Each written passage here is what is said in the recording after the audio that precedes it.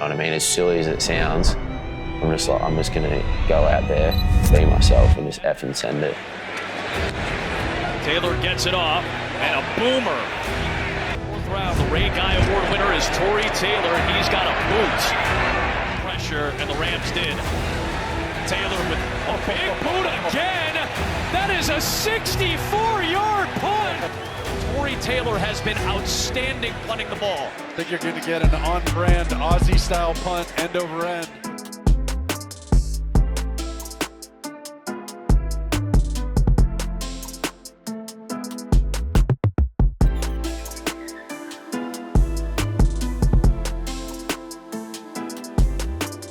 Tory, thanks for having me here at the facility, mate. No, of course, mate. Thanks for coming. How'd training go? Yeah, it was good. It was pretty windy out there, but yeah, it's always I always enjoy it when I'm out there, man. Like, I love punting balls, so I could go out there for 3 hours, and special teams coaches always telling me to stop. So but yeah, it was a good session today. The conditions look trying. Is that usual for out here? Yeah, absolutely. I mean, it's always like that.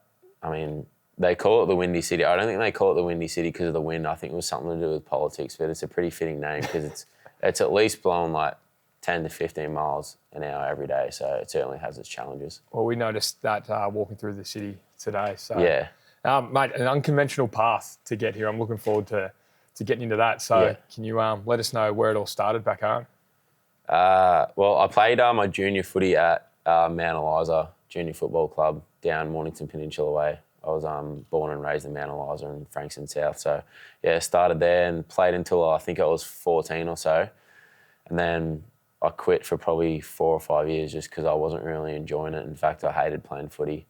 And then, again, when I finished high school, I started playing in the VAFA at Peninsula Old Boys, like nothing special whatsoever or anything like that. But then, I don't know, I kind of was just like, I'll just get back and play footy with my mates. It's kind of something to do. And then, yeah, played there for a couple of years. And then I think it was end of 2017, I went down to Pro Kick. And I remember they were training at Gosh's Paddock in Richmond, and I got off the train and I was walking over there, and Ben Griffiths was there at the time, absolutely smacking Spiral. It was like 70 yards. And I literally remember walking out, I was like, this shit ain't for me. I'm really not sure whether I should do this or not. But when I met Chappie and met a few of the boys, and I think I had beginner's luck because I was actually hitting them pretty well. And then I kind of hesitated with joining Pro Kick. And when I say hesitated, it was a good 18 months of hesitation. Because, I mean, I was still young. I would have been 20, 21 at the time, and kind of thought, man, have I really got what it takes to go to the other side of the world? And then I ended up joining Pro Kick June, July 2019. And then, yeah, got the offer from Ira in October that year, so a few months in to join in the program. And then, yeah, moved over to Ira in the middle of 2020, kind of in the heart of COVID. And then, yeah, 4 years there and got drafted by the Bears in late April. And, yeah, here I am, mate. Biggest podcast in the world. Yeah, that's right. Look at you go. Yeah. Were you any good at footy? No. AFL, that is? So I will say that people have asked me this a few times. I actually had a real good mark and I was a real good kick, but I didn't have the smarts, if that makes sense. Yeah. So I was always like full forward or centre-half forward, especially centre-half forwards, like probably the hardest position in footy. And that just wasn't for me. But to answer your question, no, I wasn't. But I always had a big leg, and it always used to annoy me that, I mean, we were playing C-grade, D-grade amateur football, and I think they try and complicate things too much. And I always wanted to take the kick-outs, but the coach would never let me. And I was always so dirty about it because I'm like, mate, why don't I just kick it 60 metres out from the back? Yeah. And then, but yeah, never got to. They'd always just kind of like kick it down the line, 40, 50 metres. It always kind of annoyed me that I was always the target that was trying to mark it. But there's not many marks that come from, I guess the rules change a little bit now. But yeah, I was always a little dirty because I always wanted to hit a few torps out of the back line, but never got to. Just get it as far away from goal as possible. Yeah, literally. And then going to Pro Kick, like what were your hesitations or reservations at first, like you were saying when you got off that train and watching the guys smack the ball? I think it was really one of those things. I was so nervous about going across the other side of the world. It wasn't really the football or punting part. I always knew that was going to take care of itself because I was even saying to my girlfriend this morning, and I was like, man, I'm really not too good at many things, but like punting, I think is kind of my one thing that I'm good at in life. So I always knew that football, and kicking the football was always going to take care of itself. So I was never worried about that aspect of it. It was more so I was really nervous and anxious about moving across the other side of the world. I'm a big family person, like love my family to death. So had a little brother at the time as well. He's grown up a little bit too, but and yeah, it's always hard leaving your friends and your family, but that was kind of the reason I wanted to do it as well, to just try and get past that barrier and push myself out of my comfort zone. Because I was even doing an interview before and they kind of asked a similar question, like, what was about your path? And I think it's one of those things, if you're not playing pro sport like yourself, you're usually just going to university or you're going and doing a trade, and none of that stuff was really for me, and no knock on anyone that does that. Everyone's trying to find their own way in life. But I kind of just wanted to do something a little different and really, really push myself and, I guess, pave the way for others. And how does the scholarship program work there out of Pro Kick as well? Like, how quick were you to accept the offer or get the offer? Yeah, and were there many I coming think through? it was October. Yeah, I was offered the scholarship. I was about 3 months into the program at Pro Kick back in Melbourne, and then got the offer. And then Coach Woods, a special teams coach from Iowa, who I'm still really close with, one of my really good friends, he came out and in January, a couple of months later, and kind of watched me punt. That was pretty nerve-wracking too, because I remember I saw this big African-American man walking across the field, and I was like, oh shit, I've got to go punt in front of this dude. But again, I think I kind of just, I wouldn't say beginner's luck, but it was really one of those things I just kind of hit him well on that day. Is that quite rare for a scout or coach to come out? Because they usually get picked up on film, Yes, don't I they? think a lot of guys kind of like to see guys in person. More so, not even just the punting thing, but more so what are they like as a person. And Coach Woods was really big on what's the person like, what's their family like, wherever they come from. Are they going to be a nuisance, whether it be like on the football field, like in the building, off the field in the classroom and things like that. So I feel like they certainly do a lot of digging and research, but yeah, I think a lot of it came down to the fact that, I mean, at the end of the day, like I wasn't too bad at kicking the footy, but it was also one of those things that I wasn't going to be a nuisance for him as well. And how'd you go initially with the move over to Iowa? You said big family guy, so how'd you go Mate, with dealing with that? it was weird because I remember I got there and the first probably 2 or 3 days was really rough. I was like ringing my parents, I'm like, this ain't for me. And my parents were like, just keep pushing. And then, I don't know, man, it was weird. Like one day it kind of just clicked that I was like, man, just grow up. Like, stop being a you-know-what, and you're kind of here for a reason. You could be back home doing nothing because of COVID and lockdown. And then I really just tried to be grateful of the opportunity that I was given. I know it sounds a little bit cliche and weird and things like that, but it was honestly true. I would kind of just wake up and be like, man, like I'm pretty lucky to be doing what I'm doing. And I still have that feeling now. It's, me and HT always talk about it. He's always, like the special teams coordinator here at the Bears, he's always saying like, you really just got to live each day like it's your last one here. Because you never know what the NFL is going to bring. It's really cutthroat. So it's just a one-day contract every day. And each day I wake up, I just try and get better, and the rest of it will take care of itself. What were you doing at home? I was working at a golf course, and then I was doing a bit of labouring as well, just to try and make a bit of cash while I was in Pro Kick. Yeah. And then I wasn't really sure what I was going to do. Thought about going to uni, and then kind of thought, well, I can get a free degree and kick the football overseas and play in front of 100,000 people some weeks. So yeah, it was pretty easy Sounds decision, right. but not at the same time. What was your degree in? I did sports management. Oh. Yeah, so I'm not exactly sure what I'm going to do once football's over. Kind of, I plan on playing for as long as I can, so I can just wake up and go play golf for the rest of my life. But I feel like you always got to be doing something. But it's one of those things. I feel like I've put all my eggs in the one basket for now, and then I'll kind of reassess once football's over. But hopefully that's a few years down the track. So playing golf, retired, working at a golf course. How do you go with the sticks? Not too bad. I'd probably say I'm off like 10 or 12. Yeah, so not too bad. The hardest thing is, same as living in Iowa, you can really only play for a few months of the year because the weather's terrible. But I haven't played, and I never play during the season. So it's cold up until about March, April, and then I'll probably play from April to, July, August, and then you put the sticks away for 8 months, and then it takes you a couple of months to get up and going again. And then by the time you hit your straps and you start hitting them well, you put them away. So kind of just go out there and have fun, nothing special whatsoever. Yeah. How do you reflect on your time at Iowa? And do you feel like you progressed there?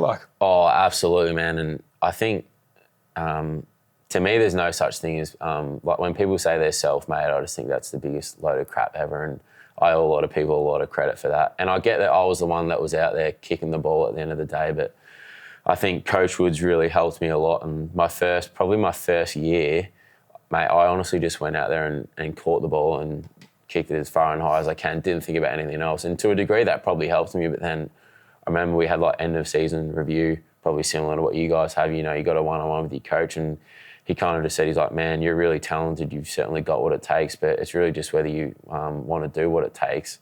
And that was really eye-opening for me because no one really kind of spoke to me like that. And then I think the easy thing to do is be like, oh, screw you, man. Like, you don't even know what you're talking about. But I really took that to heart, and I kind of thought, well, I've really only got another 3 years of this. I might only be able to play 3 years of college football, and that might be it. So I just want to give it everything I've got.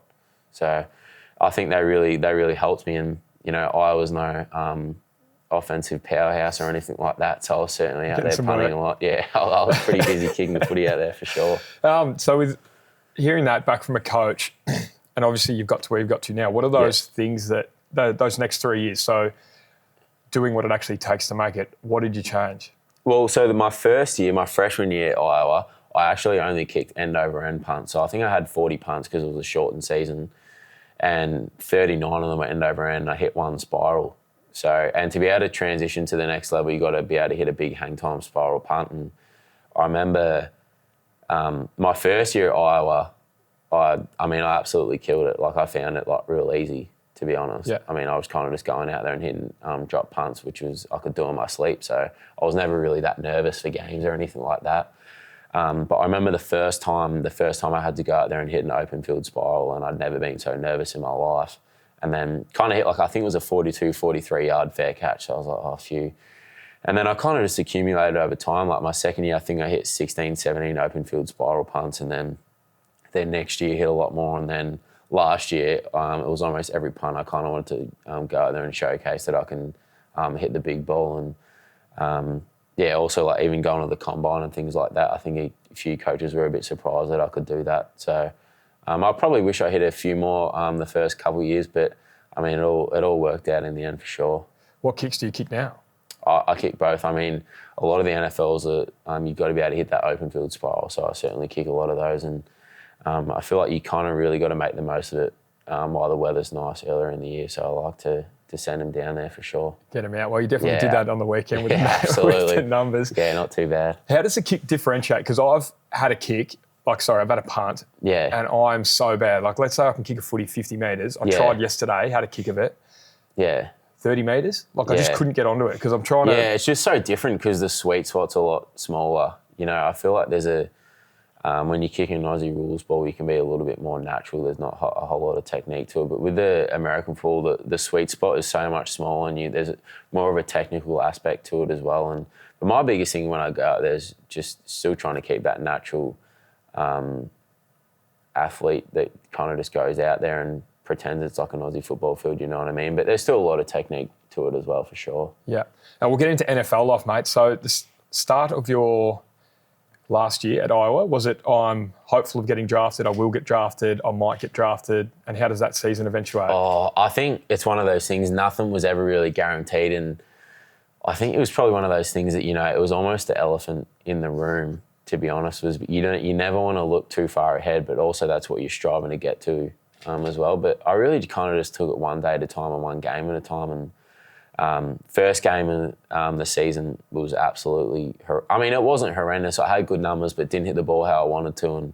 And same the following week at Iowa State, hit a few good balls, but not the balls that I wanted to hit, and kind of just got away with it, you know what I mean? It was probably like a couple of B-grade performances to start the year, which isn't...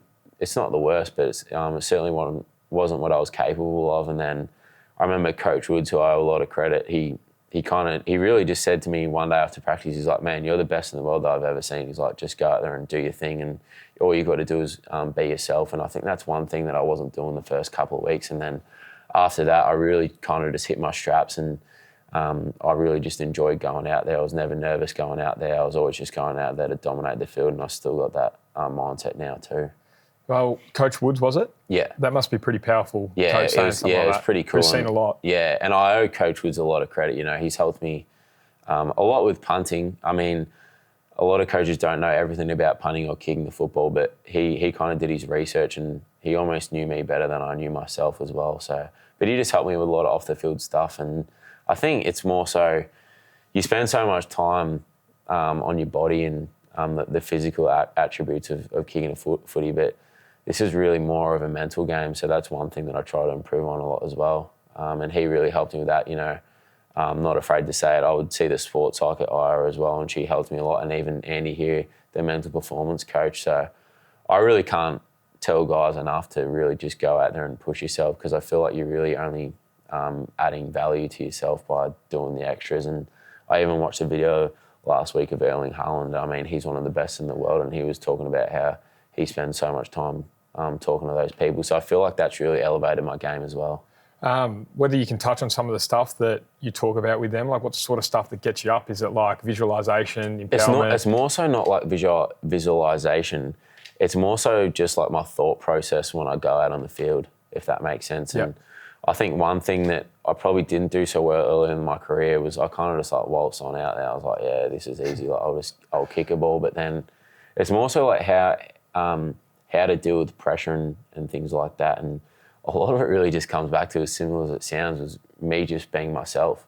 You know what I mean? I think the biggest trap is when you compare yourself to others and you're trying to be someone that you're not. So a lot of the success I've had is when I'm kind of just going out there and doing what I'm good at. And at times, probably my first couple of years, I would look at guys, I'm like, man, I really want to be like that. And whereas I know just me being myself was good enough too. So a lot of it is really them just kind of reminding me, like, all you've got to do out there and all you've got to do is just go out there and be yourself. And, we've come up with a couple of sayings that I go out there, and a lot of the time it's just F and send it, you know what I mean? Yeah. So when I go out there, I'm just like, F and send it. Yeah. You know what I mean? As silly as it sounds, I'm just going to go out there, be myself, and just F and send it.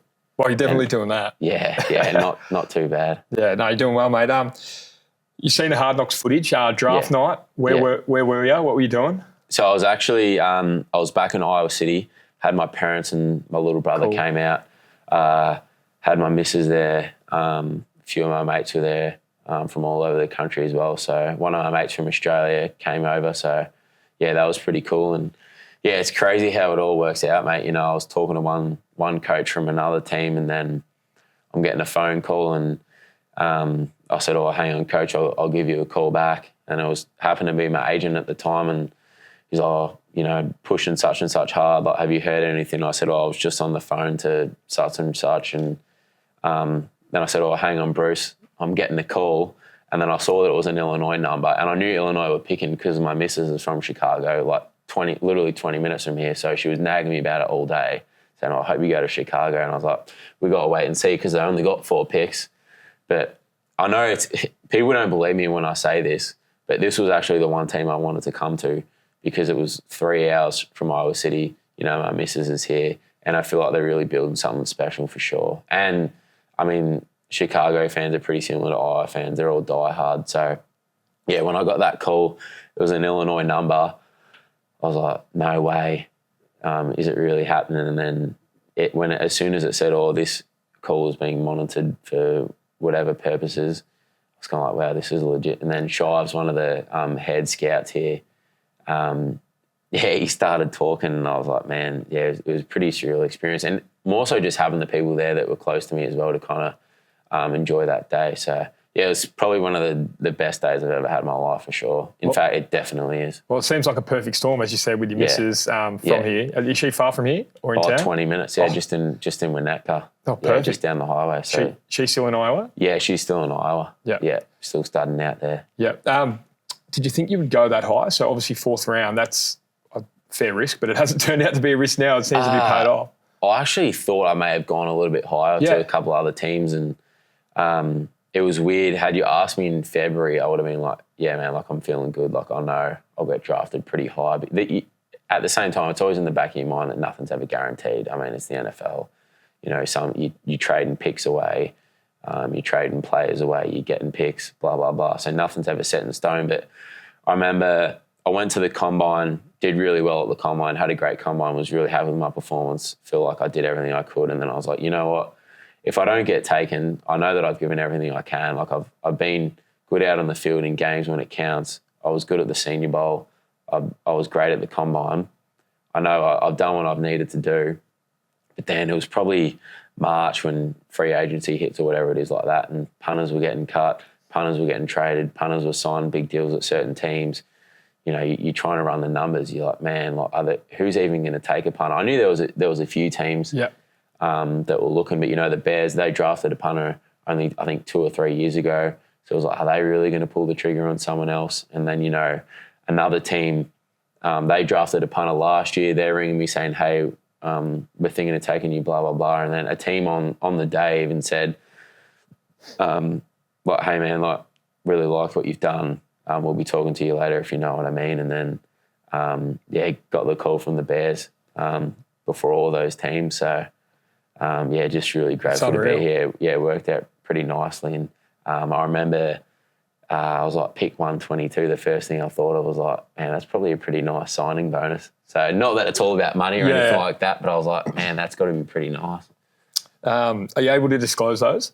Yeah, I mean, it's all like online. I think my rookie deal was like 4.7 US, and then my signing bonus was $750,000, which is pretty nice. Yeah, it's not too bad. I remember walking out of the hotel one morning and I saw that number in my bank account and I was just like, oh my gosh. Yeah, literally I was just like, holy shit. So I was trying to get a new car at the time. So don't need a loan for that now. Yeah, I rang up the Ford dealership in Iowa City. I said, hey, I finally got my signing bonus. I said, I'll be up there this weekend. So it kind of worked out nice. But I mean, that you can see that all online. So what did you go for at the Ford dealership? I ended up getting like a full blacked out Ford F-150. Yeah, it's pretty nice. Drives real nice. It was one of those things that it was, I kind of just wanted to buy myself something nice as a little bit of a present to myself because I'm not really like a big spender at all, and not because I'm a tight ass or anything like that. It's just like I don't really know what to spend my money on. I kind of just go about my day and try and get better at punting, and then the rest will take care of itself. Yeah. Draft night, so what's the turnaround? So I know in the AFL, so many moons ago when I got drafted, Thursday I got drafted, Sunday on the plane, start training Monday. What was your turnaround? Oh, I got drafted on the Saturday, like midday, and then I didn't have to report to Chicago. I think it was like 12 days later or something like that. So I kind of had a bit of time to, you know, soak it up, enjoy them. I know I was still in Iowa City, so I really just tried to soak it up and enjoy it. And then, because I knew once May hit, it was full speed ahead for a few weeks. But man, I love punting. I was a little nervous, you know, the first time I was here in Chicago punting in my first period. You know, I mean, I was a 4th round pick, so there's certainly a lot of pressure.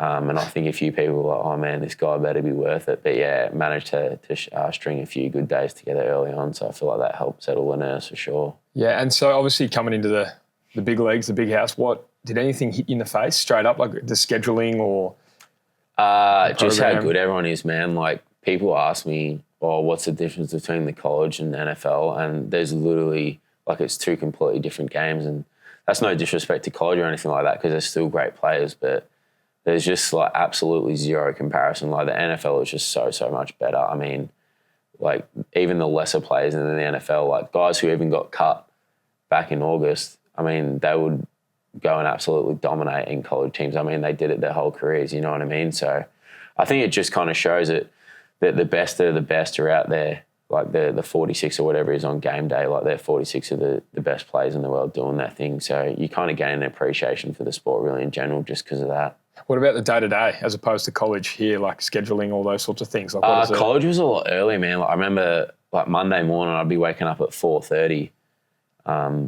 First lift was at 6 a.m, whereas now I think first thing on a Monday is I think it's 9 or something like that, maybe 9:30.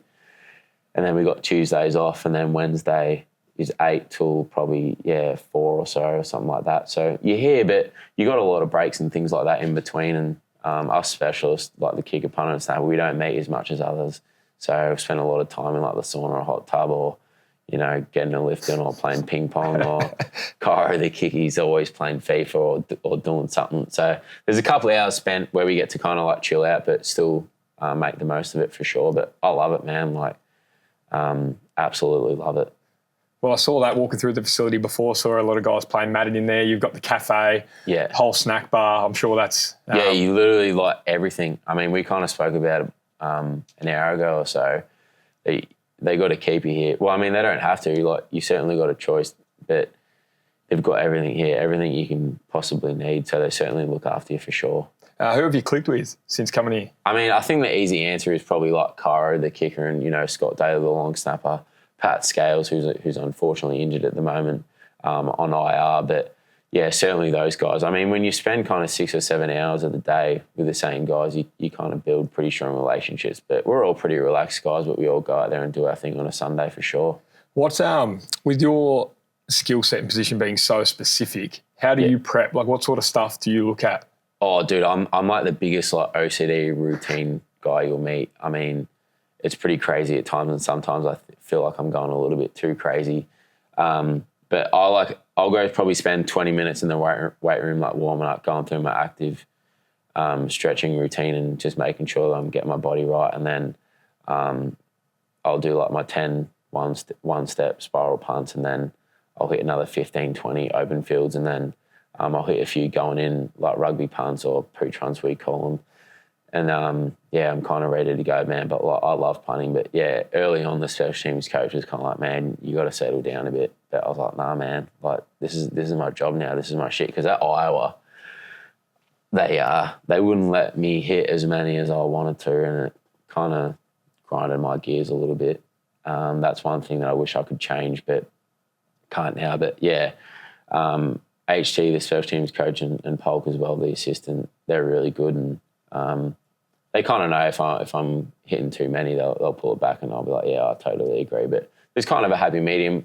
I'm a little bit of a technical guy, but I like to also have feel. So when I'm going into a period or going into a game, I kind of like to have that natural feel as well. Yeah.